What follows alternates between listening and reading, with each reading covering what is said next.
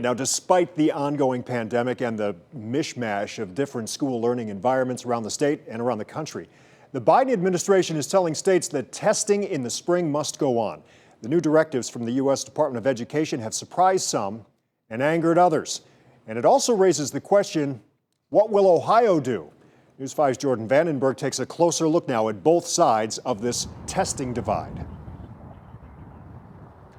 Well, Rob, by now we know that the pandemic has impacted schools on a per district, per state, and even per student basis. And many of the state lawmakers that I talked to today said that there are simply way too many variables and too little time.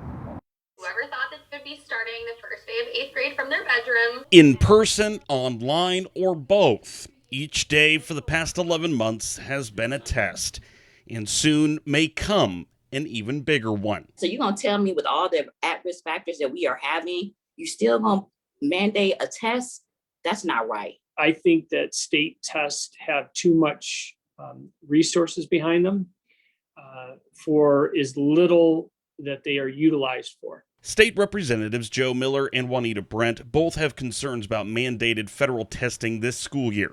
The U.S. Department of Education sent this letter this week to states and schools announcing the testing requirement, with a few caveats, including shorter tests and the ability to administer them remotely.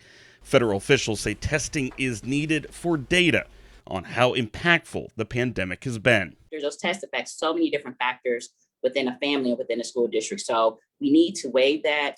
There's been so many at-risk factors that have occurred within our community that this test does not really show the real potential of our students who are really just trying to make it right now. There are a few major concerns, including how to administer the test, where to administer the test, and for how long.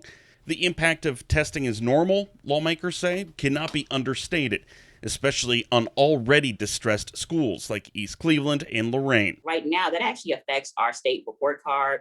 We have 3 school districts that are part of the Academic Distress Commission, and those report card findings from our test will actually determine if they will still be part of the Academic Distress Commission. We put way too much resources behind them. We put way too much time behind them.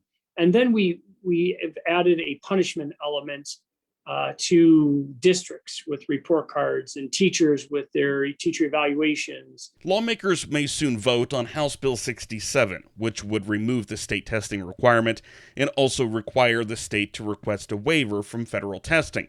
But the clock is ticking. Honestly, I'd be shocked if we got something to the governor's desk before all the schools have already administered these tests and wasted that time. And that proposed legislation recently had its 3rd reading in committee. Reporting live in Cleveland, Jordan Vandenberg, News 5. All right. Our thanks to you, Jordan. We appreciate it.